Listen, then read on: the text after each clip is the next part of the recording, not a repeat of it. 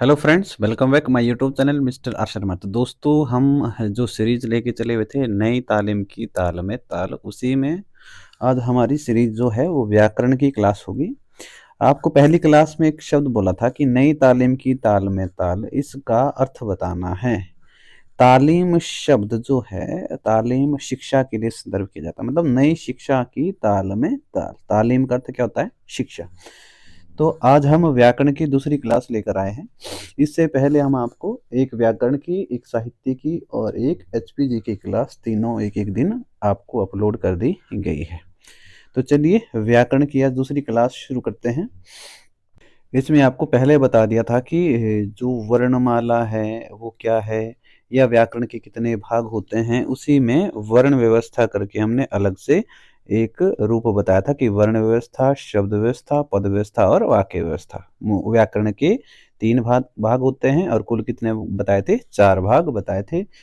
भाषा की सबसे छोटी इकाई कौन सी है, इस बारे में भी चर्चा हो चुकी थी। तो आज हम बात करने वाले हैं कि जो वर्णमाला है, वर्णमाला के दो भेद होते हैं, स्वर और व्यंजन। उसी में सबसे पहले हम स्वरों पर बात करेंगे कि स्वर क्या है और कितने प्रकार के होते हैं। तो जो स्वरों की संख्या है वो कितनी बताई थी? 11 बताई थी। और कुल स्वर कितने बताए थे? 13 बताए थे। और यदि 11 में से कोई हटाना हो, ने बताया था कि हिंदी की मौलिक जो स्वर हैं वो कितने हैं? 10 हैं। जो री है वो हमारे मौलिक स्वरों में नहीं आता। ठीक, तो चलिए आज की क्लास में शुरू करते हैं स्वरों का वर्गीकरण। स्वरों के भेद, पहला प्रश्न आता है कि स्वरों के भेद कितने हैं? तो स्वरों के भेद कितने बताएंगे आप? 3। कोई आधार नहीं बोला गया, केवल इतना बोला गया कि स्वर के कितने भेद हैं।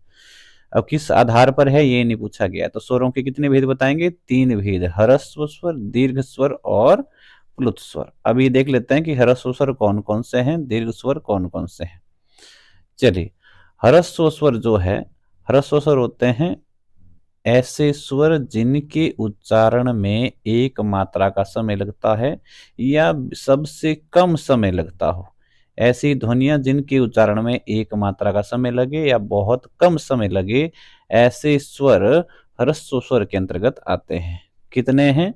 4 हैं। छोटा अ, छोटी ई, छोटा ओ और रे।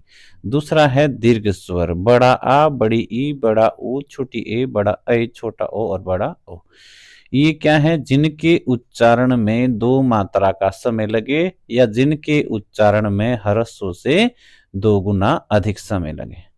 जिनके उच्चारण में ह्रस्व से 2 गुना अधिक समय लगे उन्हें क्या कहेंगे? दीर्घ स्वर। ह्रस्व स्वर क्या होंगे? जिनके उच्चारण में सबसे कम समय लगता है। तीसरा है प्लुत स्वर। प्लुत स्वर मूलतः संस्कृत का है, हिंदी में प्रयोग नहीं होता, ध्यान रखें। प्लुत स्वर मूलतः संस्कृत का है, जिसमें संस्कृत में प्लुत स्वरों की संख्या कई विद्वानों ने 8 भी मानी है, लेकिन हिंदी में इसका केवल उच्चारण होता है, मतलब इसका स्वतंत्र रूप देखने को नहीं मिलता। यहाँ केवल ये उच्चारण के लिए कुछ इसके रूप जो है वो दर्शाए जाते हैं। जैसे कि मान के चलिए यहाँ राम शब्द लिखा गया है, तो यहाँ रा और म के बीच एक ध्वनि लिखी गई है। वो क्या है? इस तरह का एक सिंबल बना है, प्रतीक बना हुआ है। और ये जो देवनागरी का है वो 3 रूप होता है, 3 ऐसे लिखा जाता है ना। तो जिसके उच्चारण में ह्रस्व से 3 गुना अधिक समय लगे, जिसके उच्चारण में ह्रस्व से 3 गुना अधिक समय लगे, ऐसी ध्वनियां प्लुत स्वर के अंतर्गत आती है। जैसे हम उच्चारण करते हैं राम, तो रा और म के बीच अंतराल है, लंबा अंतराल, ओम। तो जो ऐसी ध्वनियां होती है उन्हें प्लुत स्वर के अंतर्गत गिना जाता है, ह्रस्व, दीर्घ और प्लुत। ठीक, चलिए दूसरा है कि मात्रा के आधार पर स्वरों के कितने भेद हैं। मात्रा के आधार पर स्वरों के भेद कितने हैं? तो मात्रा के आधार पर स्वरों के कितने भेद हैं? मात्रा के आधार पर स्वरों के 3 भेद होते हैं, ह्रस्व, दीर्घ और प्लुत। यही वाले जो भी हमने पढ़ लिए हैं, तो इसमें कोई आपके पास समस्या नहीं आने वाली है। चलिए आगे बढ़ते हैं। नंबर 3 पर अगला जो वर्गीकरण है वो किया गया है प्रकृति के आधार पर स्वरों का वर्गीकरण। और प्रकृति के आधार पर भी स्वरों के 3 भेद होते हैं, मूल स्वर, दीर्घ स्वर और संयुक्त स्वर। मूल स्वर, दीर्घ स्वर और संयुक्त स्वर। अब मूल स्वर कौन कौन से होते हैं और किसे कहा जाता है? जो मूल स्वर है, ऐसे स्वर को कहा जाता है जो मूल रूप से हैं, मतलब जिनका मूल अस्तित्व है, अपना अस्तित्व है, जो किसी अन्य के योग से ना बने हैं। ऐसी ध्वनियां, ऐसे स्वर मूल स्वर होते हैं। कितने होते हैं? 4 होते हैं। छोटा अ, छोटी ई, छोटा ऊ और रे। इनमें से कौन सा हिंदी का मूल स्वर नहीं है? अगर ऐसा प्रश्न आ जाए तो जो री है वो हिंदी का मूल स्वर नहीं गिना जाता, उसे संस्कृत का माना जाता है। लेकिन अगर सामान्य प्रश्न आ जाए कि हिंदी में मूल स्वरों की संख्या कितनी है, तो केवल और केवल 4 बताने हैं। ये क्वेश्चन आ चुका है पहले भी कि बताएं हिंदी में मूल स्वरों की संख्या कितनी है, तो 4 है। और यदि 4 में से किसे हटाना पड़े तो किसे हटाएंगे? रे को हटाएंगे। अब दूसरा है दीर्घ स्वर। दूसरा कौन सा है? दीर्घ स्वर है। कि दीर्घ स्वर कितने हैं और कौन कौन से हैं। ध्यान रखिएगा, पहले भी हमने अभी दीर्घ स्वर पढ़ लिया है। दीर्घ स्वर यहां भी आपको बता दिया था। दीर्घ स्वर यहां बताए थे, बड़ा आ, बड़ी ई, बड़ा ओ, छोटी ए, छोटा ओ, और आपका बड़ी ए और बड़ा ओ। लेकिन अब यहां पर जो आगे हम पढ़ रहे हैं, यहां दीर्घ स्वर केवल 3 बताए गए हैं, बड़ा आ, बड़ी ई और बड़ा ओ। अब समस्या ये कि सामान्य प्रश्न आ गया कि बताएं दीर्घ स्वर कितने हैं, या ये पूछ लिया निम्नलिखित में से कौन सा दीर्घ स्वर है या कौन सा दीर्घ स्वर नहीं है। अगर इस तरह से डायरेक्ट प्रश्न आ गया तो सही जवाब क्या होगा? मूल स्वर वहां 7 है, यहाँ 3 है। तो ध्यान रखिएगा, यदि सामान्य प्रश्न आ जाए कि बताएं मूल स्वर कितने, तो केवल 3 बताने हैं। निम्न में से कौन सा मूल स्वर है, तो यही 3 बताने हैं। निम्नलिखित में से कौन सा मूल स्वर नहीं है, तो इसके अलावा जो भी होंगे वह नहीं के अंतर्गत आएंगे। मतलब आपने ध्यान रखना है, मूल स्वर सॉरी, मैं मूल शब्द हटा रहा हूं, मूल शब्द नहीं, दीर्घ स्वर है। दीर्घ स्वर की बात हो रही है, ठीक है। तो यदि आपसे पूछ ले दीर्घ स्वर, दीर्घ स्वर वहां कितने बताए थे? 7, और यहां कितने हैं? 3। तो ध्यान रखिएगा, यदि सामान्य प्रश्न आ जाए कि दीर्घ स्वर कौन से नहीं है या कौन से हैं, तो केवल और केवल ये वाले आएंगे सही आपके। वहां केवल तब बताना है यदि आपसे पूछ ले कि मात्रा के आधार पर दीर्घ स्वर कितने हैं या उच्चारण के आधार पर दीर्घ स्वर कितने, तो सही जवाब वहां 7 होगा। अन्यथा अगर सीधा प्रश्न आ गया कि बताएं दीर्घ स्वरों की संख्या कितनी है, तो जवाब आएगा 3। कौन कौन से होंगे? तो बड़ा आ, बड़ी ई और बड़ा ओ। अब दीर्घ स्वर कहते किसे हैं? दीर्घ स्वर ऐसे स्वर हैं जिनके उच्चारण में जिनका निर्माण सजातीय स्वरों के मेल से हुआ हो। सजातीय स्वरों के मेल से हुआ, ऐसे स्वर जिनका निर्माण सजातीय स्वरों से हुआ हो, उन्हें यहाँ पर दीर्घ स्वर की श्रेणी में रखा गया है। सजातीय स्वर क्या होते हैं? जैसे अ और अ मिलके बन गया बड़ा आ। तो जो अ है और अ है ये एक से ऐसे स्वर हैं, इन्हीं से मिलकर नया बना है, तो इनको कह दिया सजातीय। इनको दोनों क्या कह दिया? सजातीय। उसी तरह यदि हम कहें ई और ई के मेल से बन गई बड़ी ई, उसी तरह उ और उ के मेल से बन गया बड़ा ओ। अब जो ये है, ऊ है, अ है, ई है, एक जैसे आपस में स्वर मिलने पर नया स्वर जो बनाया है, उसे हमने नाम दे दिया दीर्घ स्वर। जिनका निर्माण सजातीय स्वरों के मेल से हुआ हो, उन्हें हम क्या कहते हैं? दीर्घ स्वर कहते हैं। ठीक है, चलिए आगे कहते हैं। अगला क्वेश्चन है संयुक्त स्वर। संयुक्त स्वर क्या होते हैं? जिनका निर्माण अलग अलग स्वरों से मिलकर बना होता है, उन्हें संयुक्त स्वर कहते हैं। जैसे आपके पास एक मिनट, संयुक्त स्वर जैसे ए है, कैसे बन गया? अ और ई के मेल से बन गया। ठीक है, उसी तरह बड़ी ए कैसे बनी है? बड़ी ए बनी है अ के बाद ए आने से। उसी तरह छोटा ओ कैसे बना? अ और छोटे ओ के मेल से। और बड़ा ओ कैसे बना है? तो बड़े ओ के लिए आपके पास जो आएगा वो आएगा अ और छोटा ओ। ठीक है, अ और छोटा ओ। ध्यान रखिएगा, जो भिन्न भिन्न स्वरों के मेल से बनते हैं उन्हें क्या कहते हैं? संयुक्त स्वर कहते हैं। एक बार मैं पुनः लिख रहा हूं, ध्यान रखिएगा। जो छोटी ए है वो बनी है अ और ई से, बड़ी ए कैसे बनी है अ और छोटी ए से, ये बनी छोटी ए और ये बनी बड़ी ए। ठीक है, उसी तरह छोटा ओ कैसे बना अ और छोटे ओ के मेल से, और बड़ा ओ कैसे बना अ और छोटे ओ के मेल से। तो इस चीज का ध्यान रखें, इन दोनों से बना छोटा ओ और इन दोनों से बना बड़ा ओ। तो ये आपने ध्यान रखना है, क्वेश्चन आता है कि ये स्वर किस से मिलकर बने होते हैं। वो अगला है, ओष्ठों की आकृति के आधार पर स्वरों के कितने भेद होते हैं? 2 भेद होते हैं, वृत्तमुखी और अवृत्तमुखी।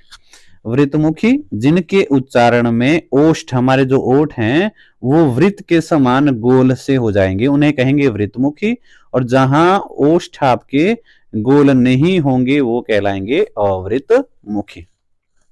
तो 4 वृत्तमुखी हैं, छोटा ऊ बड़ा ऊ छोटा ऊ बड़ा ऊ, इनके उच्चारण में ओष्ठों की आकृति वृत्त के समान गोल हो जाती है। और अवृत्तमुखी जहां ओष्ठों की आकृति वृत्त के समान गोल नहीं होती वो क्या कहलाएंगे? अवृत्तमुखी के अंतर्गत आएंगे। अगला है जिह्वा के प्रयोग, कि हमारी जीभ किस तरह से हरकत करती है मुख में, उसके आधार पर स्वरों के कितने भेद हैं? तो जिह्वा के प्रयोग के आधार पर स्वरों के 3 भेद हैं। जब जीभ का अगला भाग हरकत करे तो अग्र स्वर कौन कौन से हैं? छोटी ई, बड़ी ई, छोटी ए, बड़ी ए, और री भी गिना जाता है। वैसे भाषा विज्ञान वाले री को नहीं मानते, वो केवल इन्हीं 4 पर बात करते हैं, छोटी ई, बड़ी ई, छोटी ई, बड़ी ए। लेकिन यदि प्रश्न आ जाए तो री आपने कहाँ रखनी है? अग्र स्वर के अंतर्गत रखनी है, जिनके उच्चारण में जीभ का अगला भाग हरकत करे। मध्य स्वर, ये बहुत महत्वपूर्ण है, पेपर में आ चुका है। मध्य स्वर एक ही है जिसके उच्चारण में जीभ का पिछला भाग हरकत करे, मध्य भाग हरकत करे, वह होगा मध्य स्वर। और पश्च स्वर कौन से होंगे? ऐसे स्वर जिनके उच्चारण में जीभ का पिछला हिस्सा हरकत करे, बड़ा आ, छोटा ऊ, बड़ा ऊ, छोटा ओ और बड़ा ओ। चलिए अगला है मुख विवर, कि जब हम उच्चारण करते हैं तो हमारा मुख द्वार कितना खुलता है? विवृत होता है, यहां थोड़ा सा गलत दे दिया है, 1 मिनट। मुख विवर के आधार पर यहां इसका ध्यान देना आपने, 1 मिनट, इस चीज को आप हटा दीजिए जो मैं आपको बताऊंगा, ये जो आगे वाली चीजें हैं इन्हें हटा दीजिएगा। विवृत स्वर क्या होते हैं? विवृत स्वर होते हैं जिनके उच्चारण में क्या होता है? मुख द्वार पूरा खुला होता है, ऐसे केवल और केवल एक होता है, बड़ा आ। ठीक है, फिर है अर्ध विवृत, जहां मुख द्वार आधा खुला होता है, छोटा अ, बड़ी ए और बड़ा ओ, ये सही है। अर्ध संवृत, अर्ध संवृत होता है आपका जहां मुख द्वार मतलब बिल्कुल बंद से थोड़ा ज्यादा खुला हो और आधे से कम खुला हो। जहां आधे से थोड़ा कम खुला हो ऐसे समय जो स्वर उच्चरित होते हैं वो आएंगे अर्ध संवृत के अंतर्गत। ध्यान रखना है, आपने क्या करना है? केवल पहली चीज हटा देनी है, यहां आपने लिखना है बड़ा आ। यहां मुख द्वार विवृत होता है जहां मुख द्वार पूरा खुला हो, अर्ध विवृत जहां मुख द्वार आधा खुला हो, ये ठीक है। अर्ध संवृत जहां आधे से कम खुला हो, छोटी ए और छोटा ओ। संवृत जहां मुख द्वार नाम मात्र का बिल्कुल कम खुला हो, संवृत स्वर होते हैं छोटी ई, बड़ी ई, छोटा ऊ, बड़ा ऊ और री। ठीक, चलिए आगे बढ़िए।